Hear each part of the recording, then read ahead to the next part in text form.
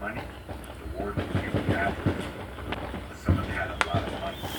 They would send video with legal cell phones, torturing, stabbing, long time to the family members. At the same time, they're housed in special management, maximum security lockdowns. He was under investigation for these activities that were going on in the prison. He's